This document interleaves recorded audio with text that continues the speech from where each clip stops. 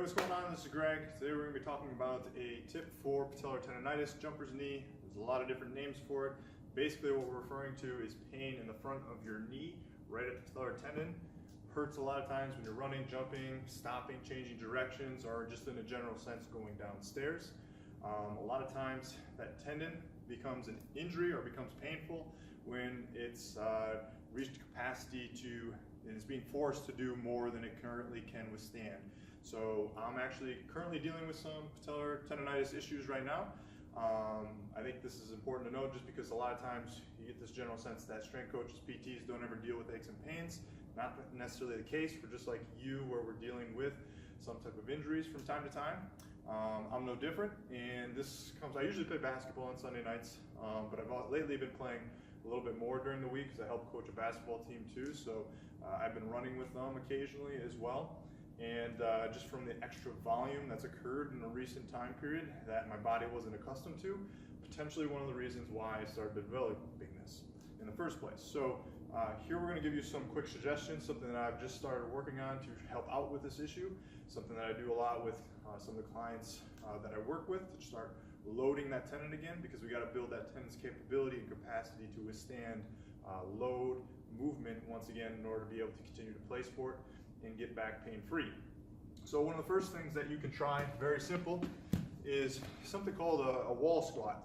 Now we're going to do this a little bit different than some people because we want to really make sure we load the front of our knee or the patellar tendon.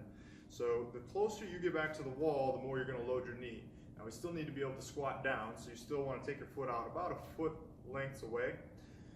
Your back is going to be flat on the wall, so I don't want you kind of arching your low back, chest kind of up proud. I want your back completely flat on the wall. That's going to load our quads or glutes a little bit more when we start descending down. And the knee is going to go over top of the foot or over top of the shoelaces, but your heel has to stay down. If your heel pops up, then we're going too far.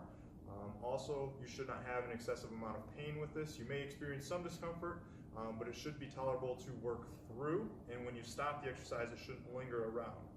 So we're going to hold this position right here. If that's too painful, the further you walk out, the more vertical my shin is going to be up and down, the less load that goes through the patellar tendon though, so we kind of want to find a happy medium ground that works the area, but is still comfortable to perform for sets and reps.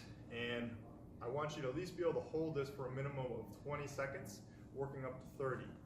I have a ball here that's going to increase some of the load, weight by using this, but also it makes me bear hug it, which is going to help keep my back flat on the wall, which is what we're also going for with this particular exercise. Hold it for 20 to 30 seconds, and then I can repeat that 3 to 5 times. Sometimes I'll even do it upwards of 10 times. So that's the first activity, and again, I like it because you can control the foot position, and the more vertical the shin is, usually the more comfortable it'll be in these cases. But again, we need the knee to go over top of the shoelaces, over top of the foot, because that's what happens in life, it happens in sports. So you gotta kind of work in that direction, but always keep the foot flat when you do that one. All right, so that's number one. Number two is a side lunge. I like the side lunge because I can again manipulate my shin position. So the further my knee goes over top of my shoelaces, the more I'm loading this area. The more vertical I make my shin, the more I'm going to use my hip. So I'm going to find a nice range that is comfortable for me to work and kind of work that for now, and then eventually get that knee going over top of my shoelaces. Again, my heel stays flat on the ground as I do that. I don't have to use a weight, but using a weight in one arm is a way to increase the load. I could put it in both hands to increase the load as well too. Usually in these cases, you want to go nice and slow and kind of give a little bit of a pause at the end too. That's going to get more loading to the tendon, more time under tension, which helps with the tendon regeneration as opposed to kind of just going up and down like you maybe normally would with the lunge. Going nice, slow, controlled, and then a little bit of a pause helps load that tendon a little bit more, so you can get a little bit bigger effect, quicker effect with some of the strengthening and building capacity back up in that tendon. All right, so there are some tips for you for dealing with jumper's knee, patellar tendinitis. Feel free to comment below, share this video, like this video, and feel free to reach out with any other questions you may have or videos you'd like to see in the future.